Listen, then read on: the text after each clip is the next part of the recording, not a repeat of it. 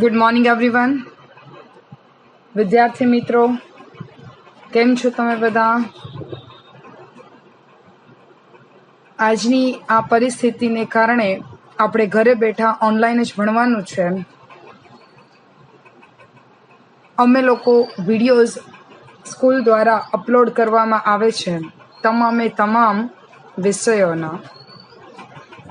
તો તમારી એ નૈતિક ફરજ બને છે કે એ તમામ વિડીયો વ્યવસ્થિત રીતે નિહાળવા. આપણે કોમ્પ્યુટર વિશે વાત કરીએ તો કોમ્પ્યુટરમાં અત્યાર સુધીમાં 1 થી 4 લેસન પૂરા કર્યા છે. પહેલું અને બીજું લેસન જે છે એ રિવિઝન પણ કરી નાખ્યું છે.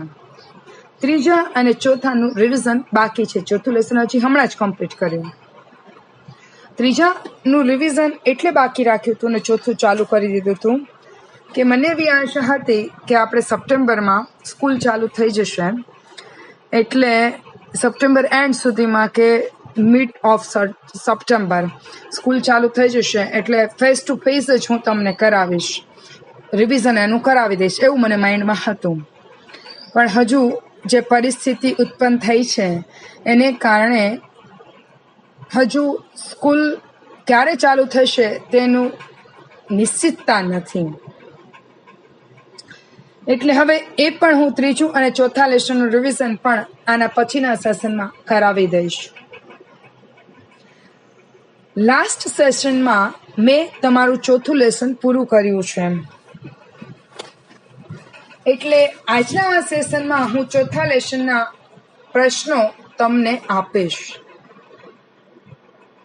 પણ સૌ પ્રથમ મારે જે તમારી સાથે ક્લિયર કરવાનું છે અત્યારે જે વાત એ કે 1 થી 4 લેસનમાં તમામ લેસનના ક્વેશ્ચન્સ મેં આપ્યા છે, આન્સર્સ મેં જે તમારું લોકોનું સેશન લીધું છે એમાંથી અને તમારી પાસે જે પાઠ્યપુસ્તક હોય તેમાંથી ગોતી અને લખવાના રહેશે. એની માટે ફૂલસ્કેપ ચોપડો બનાવવાનો છે. એ ફૂલસ્કેપ ચોપડો હું જ્યારે આપણે મળશું ત્યારે ચેક કરીશ. જેનો ચોપડો કમ્પ્લીટ હશે એની જ પ્રેક્ટિકલ એક્ઝામ લેવામાં આવશે. એટલે જે અહીંયાથી કરાવવું એ તમામ પ્રશ્નો તમારે કરવાના રહેશે. ક્લિયર બધાને? જો તમારો એ ચોપડો પૂરો નહીં હોય તો પ્રેક્ટિકલ પરીક્ષા જે છે એ લઈ શકાશે નહીં, તમારી લેવામાં આવશે નહીં. માટે ચોપડો જે છે એ બનાવવાનો છે અને કમ્પ્લીટ પણ હોવો જોઈએ.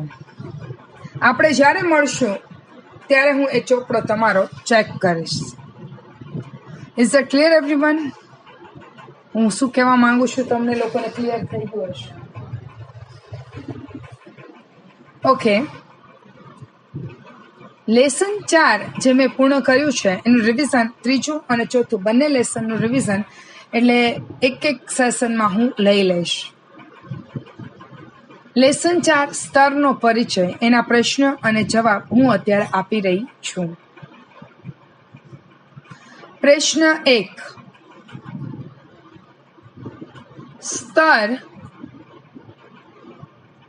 લેયર એટલે શું? સમજાવો. પછીનો પ્રશ્ન 2, એન્કેપ્સ્યુલેશન કે જેને ગુજરાતીમાં પ્રાવૃત્ત કહેવાય છે એટલે શું? સમજાવો. પ્રશ્ન 3, વર્તુળ સ્તરને ગ્રેડિયન્ટ અસર આપવા માટેના સ્ટેપ્સ એટલે કે પગલાઓ જણાવો.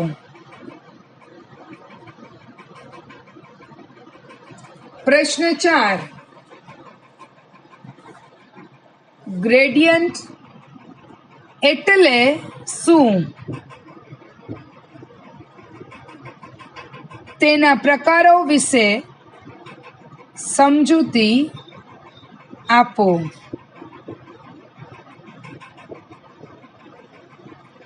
પ્રશ્ન 5. બીલાઇન ટૂલ વિશે સમજૂતી આપો.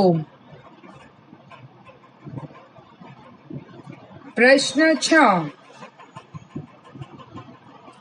નિર્ધારિત પથ પર ચક્રાકાર ભ્રમણ માટેના સ્ટેપ્સ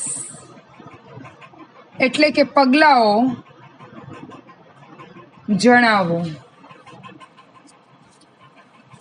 પ્રશ્ન 7. સર્કલ લેયરની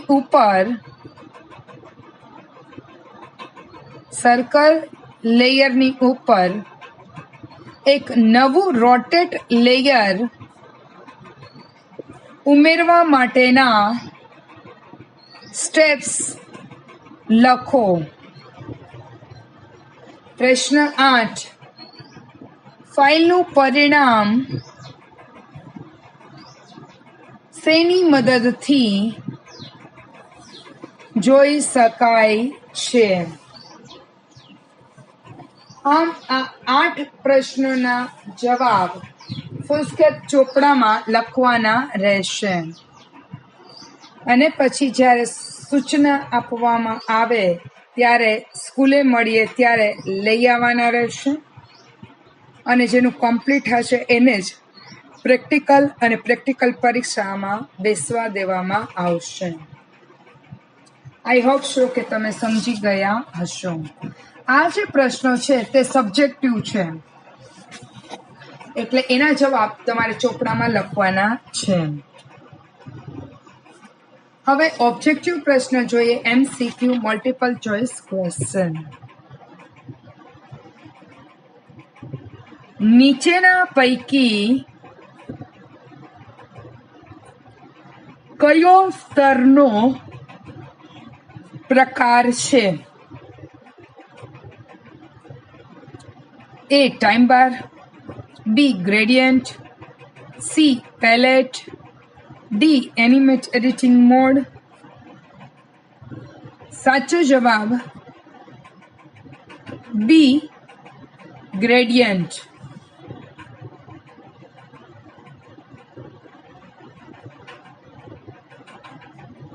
પ્રશ્ન 2. નીચેના પૈકી કોને તેમને પોતાનું લેયર હોય છે?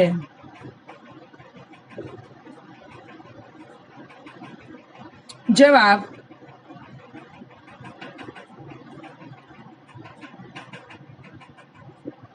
પહેલા આપણે ઓપ્શન્સ જોશું. A. Object element effect, B. Parameter object panel, C. Time parameter layer, D. અસર ઓબ્જેક્ટ પેનલ. સાચો જવાબ A. Object element effect. ત્રીજો પ્રશ્ન.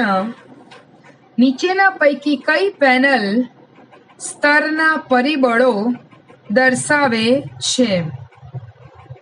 A. સ્તર, B. કીફ્રેમ, C. પેરામ્સ અને D. Time tracker. સાચો જવાબ C. પેરામ્સ. નીચેના પૈકી કઈ બ્લેન્ડ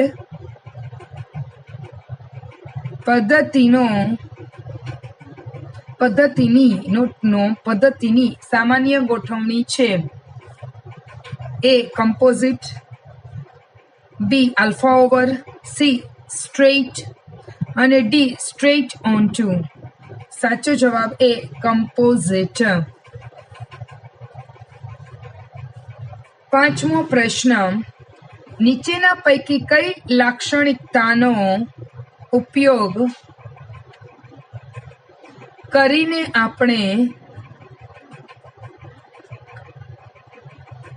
કોઈ એક સ્તરની નીચેના સ્તરને અસર પહોંચાડ્યા વગર માત્ર એક જ સ્તરને અસર આપી શકીએ?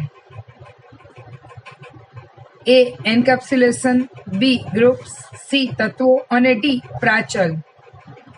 સાચો જવાબ પાંચમા પ્રશ્નનો સાચો જવાબ એ એન્કેપ્સ્યુલેશન. છઠ્ઠો પ્રશ્ન, કેનવાસના અલગ અલગ દરેક તત્વને નીચેના પૈકી કયા વિભાગમાં વિભાજિત કરવામાં આવે છે? એ ફ્રેમ, બી સ્તર, સી કીફ્રેમ અને ડી પેનલ. સાચો જવાબ બી સ્તર. સાતમો પ્રશ્ન,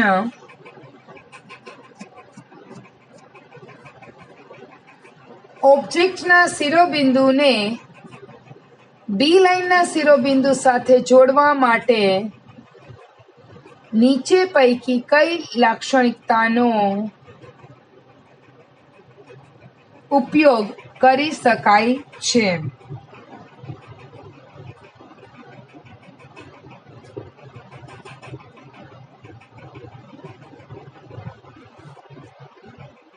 A. Link to object, B. Link to line, C.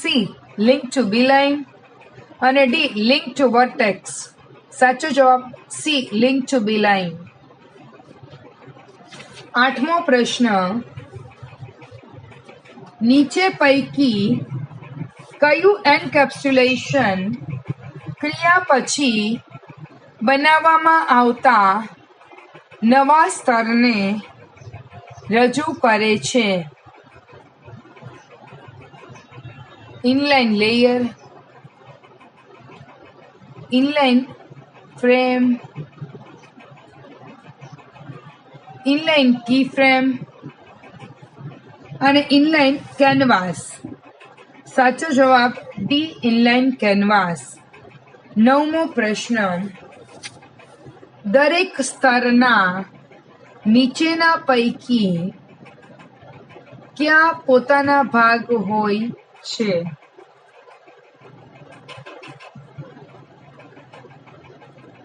A frame,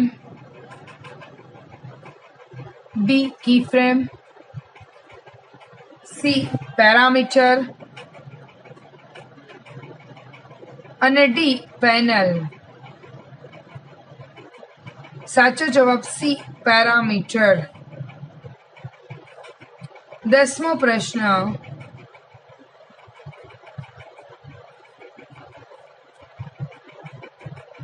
નીચેના પૈકી કયું પદ જુદી જુદી વસ્તુઓને એક જૂથમાં ભેગી કરવા માટે છે? A cluster, B inline, C parameter, D encapsulation. સાચો જવાબ ડી એન્કેપ્સ્યુલેશન. 11મો પ્રશ્ન, નીચેના પૈકી કયું પદ જુદા જુદા સ્તર રજૂ કરે છે જેના પર આપણે એકબીજાની ઉપર ઓબ્જેક્ટ મૂકી શકીએ?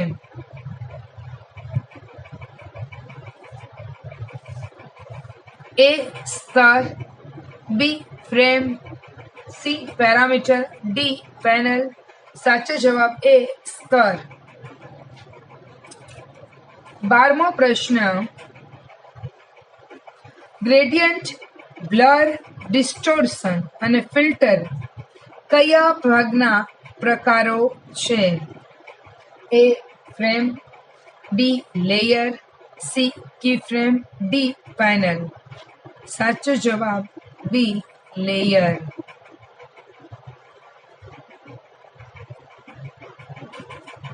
આ સાથે ચોથા પ્રશ્નના જે જવાબ છે એ પણ પૂરા થઈ ગયા છે. હવે એ બધા જ પ્રશ્નોનો સીધો સાચો જવાબ સાથે હું રજૂ કરું છું.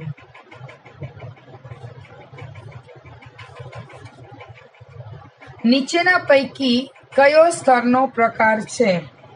સાચો જવાબ બી, ગ્રેડિયન્ટ. બીજું, નીચેના પૈકી કોને તેમનું પોતાનું લેયર હોય છે? જવાબ એ, ઓબ્જેક્ટ એલિમેન્ટ ઇફેક્ટ. ત્રીજો પ્રશ્ન, નીચેના પૈકી કઈ પેનલ સ્તરના પરિબળો દર્શાવે છે? એ સ્તર, બી કીફ્રેમ, સી પેરામ્સ, ડી ટાઈમ ટ્રેકર. જવાબ પેરામ્સ, સી પેરામ્સ. ચોથો પ્રશ્ન, નીચેના પૈકી કઈ બ્લેન્ડ પદ્ધતિની સામાન્ય ગોઠવણી છે? જવાબ કમ્પોઝિટ.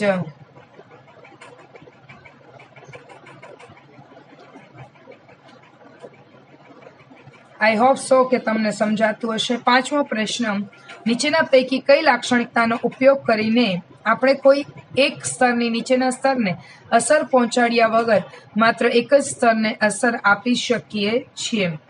જવાબ એ, એન્કેપ્સ્યુલેશન. છઠ્ઠો પ્રશ્ન, કેનવાસના અલગ અલગ દરેક તત્વને નીચેના પૈકી કયા વિભાગમાં વિભાજિત કરવામાં આવે છે? જવાબ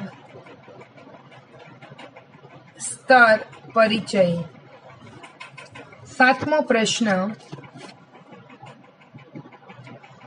ઓબ્જેક્ટના શિરોબિંદુને બી લાઇનના શિરોબિંદુ સાથે જોડવા માટે નીચે પૈકી કઈ લાક્ષણિકતાનો ઉપયોગ કરાય છે? સાતમામાં સી, લિંક ટુ બી લાઇન. નીચે પૈકી કયું એન્કેપ્સ્યુલેશન ક્રિયા પછી બનાવવામાં આવતા નવા સ્તરને રજૂ કરે છે? D, inline canvas. નવમો પ્રશ્ન, દરેક સ્તરના નીચેના પૈકી કયા પોતાના ભાગ હોય છે? Parameter, C parameter. 10મો પ્રશ્ન, નીચેના પૈકી કયું પદ જુદી જુદી વસ્તુઓને એક જૂથમાં ભેગી કરવા માટે છે? જવાબ ડી, એન્કેપ્સ્યુલેશન. 11મો પ્રશ્ન, નીચેના પૈકી કયું પદ જુદા જુદા સ્તર રજૂ કરે છે જેના પર આપણે એકબીજાની ઉપર ઓબ્જેક્ટ મૂકીએ છીએ?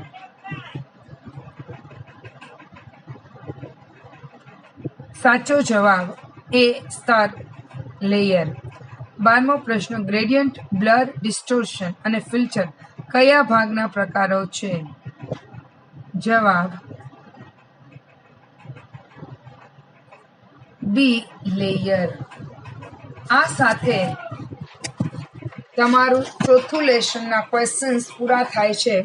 હવે ત્રીજું અને ચોથું લેશન મારે તમને રિવિઝન કરાવવાનું જ રહે છે. આઈ હોપ સો તમને કંઈ પ્રોબ્લેમ નહીં થયો હોય. હવે આપણે પછીના સેશનમાં ફરીથી જલ્દી મળીશું. ત્યાં સુધી all of you take care of your self. Have a nice day.